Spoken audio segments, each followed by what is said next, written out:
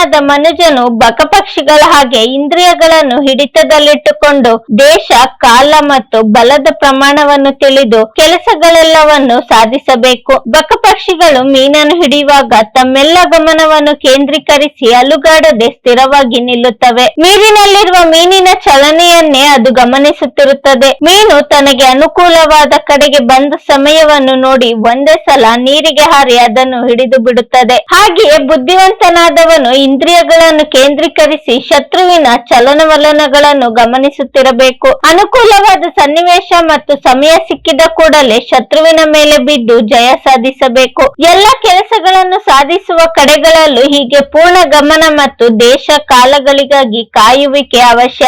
ಸರಿಯಾದ ಸಮಯಕ್ಕೆ ಏಳುವುದು, ಯುದ್ಧದಲ್ಲಿ ಧೈರ್ಯದಿಂದ ಹೋರಾಡುವುದು, ಬಂಧುಗಳೊಂದಿಗೆ ಹಂಚಿಕೊಳ್ಳುವುದು ಮತ್ತು ತಾನೇ ಮೊದಲು ಆಕ್ರಮಿಸಿ ಭೋಗಿಸುವುದು ಈ 4 ಹುಂಜದಿಂದ ಕಲಿಯಬೇಕಾದ ಗುಣಗಳು. ಹುಂಜವು ನಿಯಮಬದ್ಧವಾಗಿ ಬೆಳಗಿನ ಜಾವಕ್ಕೆ ತಾನು ಎದ್ದು ತನ್ನ ಕೂಗಿನಿಂದ ಉಳಿದವರನ್ನು ಎಳಿಸುತ್ತದೆ. ಯುದ್ಧದಲ್ಲಿ ರಕ್ತ ಸುರಿಯುತ್ತಿದ್ದರೂ ಇನ್ನೊಂದು ಹುಂಜದ ಮೇಲೆ ಏರಿ ಹೋಗುತ್ತದೆ ಹೊರತು ಹಿಮ್ಮೆಟ್ಟುವುದಿಲ್ಲ. ಹುಂಜದ ಕಾಲಿಗೆ ಕತ್ತಿ ಕಟ್ಟಿ ಹಿಂದೆ ಕಾಳಗ ಮಾಡಿಸುತ್ತಿದ್ದರು ಗುಂಪಿನಲ್ಲಿರುವ ಎಲ್ಲರ ಜೊತೆ ಹಂಚಿಕೊಂಡು ಆಹಾರ ಸೇವಿಸುತ್ತದೆ. ಕೋಳಿಗಳ ಜೊತೆ ಸಂಭೋಗದಲ್ಲಿ ತಾನೇ ಮೊದಲು ಆಕ್ರಮಿಸುತ್ತದೆ. ಹುಂಜವು ತನ್ನ ಅಭಿಮಾನ ಮತ್ತು ಧೈರ್ಯಕ್ಕೆ ಹೆಸರುವಾಸಿಯಾಗಿದೆ. ಗುಂಪಿನಲ್ಲಿ ಇರುವ ಎಲ್ಲ ಕೋಳಿಗಳು ಅದರ ಹಿಂದೆ ಹೋಗುತ್ತಿರುತ್ತವೆ. ಎಲ್ಲ ಕೋಳಿಗಳಿಗೂ ಆಹಾರವನ್ನು ಹಂಚಿಕೊಡುತ್ತದೆ. ಇನ್ನೊಂದು ಹುಂಜವನ್ನು ಅದು ಸಹಿಸುವುದಿಲ್ಲ. ಅದರೊಡನೆ ಧೈರ್ಯದಿಂದ ಕಾದಾಡುತ್ತದೆ. ರಾಜನಾದವನೊಬ್ಬನಿಗೆ ಈ ಎಲ್ಲ ಗುಣಗಳು ಇರುವುದು ಅವಶ್ಯಕ. ಕಾಗೆಯು ಅವಿತುಕೊಂಡು ಇರುವುದು, ಒಟ್ಟಿಗೆ ಇರುವುದು, ಆಯಾ ಕಾಲದಲ್ಲಿ ಸಿಗುವ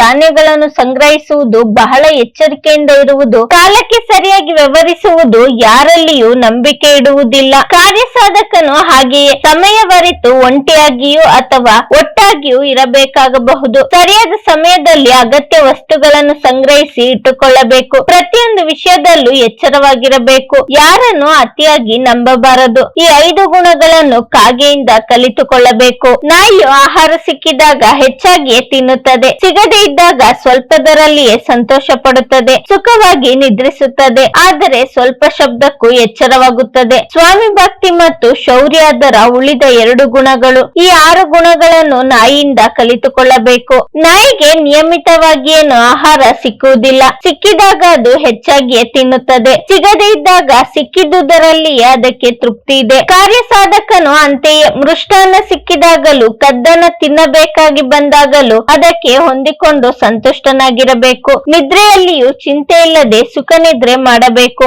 ಆದರೆ ಈ ಸಂದರ್ಭದಲ್ಲಿಯೂ ಜಾಗರೂಕನಾಗಿರಬೇಕು. ನಾಯಿ ಸ್ವಲ್ಪ ಶಬ್ದವಾದರೂ ಎದ್ದು ಬಿಡುತ್ತದೆ. ಸ್ವಾಮಿ ಭಕ್ತಿಗಂತೂ ನಾಯಿ ಬಹಳ ಪ್ರಸಿದ್ಧ. ಸಮಯ ಬಂದಾಗ ತನ್ನ ಒಡೆಯನಿಗಾಗಿ ಜೀವದ ಹಂಗು ತೊರೆದು ಹೋರಾಡುತ್ತದೆ. ಇವು 6 ನಾಯಿಯಿಂದ ಕಲಿಯಬೇಕಾಗಿರುವ ಗುಣಗಳು. ಬಹಳ ಆಯಾಸವಾಗಿದ್ದರೂ ಭಾರವನ್ನು ಹೊರುತ್ತಲೇ ಇರುತ್ತದೆ. ಶೀತ ಮತ್ತು ಉಷ್ಣಗಳನ್ನು ಗಮನಿಸುವುದಿಲ್ಲ. ಸದಾ ಸಂತೋಷದಿಂದ ಇರುತ್ತದೆ. ಈ 3 ಗುಣಗಳನ್ನು ಕತ್ತೆಯಿಂದ ಕಲಿಯಬೇಕು. ಕತ್ತೆಯು ಎಷ್ಟು ಬಳಲಿದ್ದರೂ ವಿಶ್ರಾಂತಿಯನ್ನು ಬಯಸದೆ ತನ್ನ ಭಾರ ಹೊರುವ ಕೆಲಸವನ್ನು ಮಾಡುತ್ತಲೇ ಇರುತ್ತದೆ. ಕಾರ್ಯಸಾಧಕನು ಹಾಗೆಯೇ. ಕೆಲಸವಾಗುವವರೆಗೆ ವಿಶ್ರಾಂತಿಯನ್ನು ಬಯಸಬಾರದು. ಚಳಿ ಮಳೆಗಳನ್ನು ಕೂಡ ತಡೆದುಕೊಂಡು ಅದು ಹೋಗುವಂತೆ ಅವನು ವಿಷಮ ಪರಿಸ್ಥಿತಿಯಲ್ಲಿಯೂ ತನ್ನ ಪ್ರಯತ್ನವನ್ನು ಬಿಡಬಾರದು. ಇಷ್ಟಾದರೂ ಅವುಗಳನ್ನು ಸಹಿಸುವ ಕಠಿಣ ಪರಿಸ್ಥಿತಿಯಲ್ಲಿಯೂ ಕತ್ತೆಯು ಹೇಗೆ ಶಾಂತವಾಗಿ ಹೋಗುತ್ತಿರುತ್ತದೆಯೋ ಹಾಗೆ ಗೊಣಗದೆ ಸಮಾಧಾನ ಮನಸ್ಕನಾಗಿ ಕಾರ್ಯಸಾಧನೆಗೆ ಪ್ರಯತ್ನಿಸಬೇಕು. ಈ ಗುಣಗಳು ಕಾರ್ಯಸಾಧಕನಿಗೆ ಅವಶ್ಯಕವಾಗಿವೆ.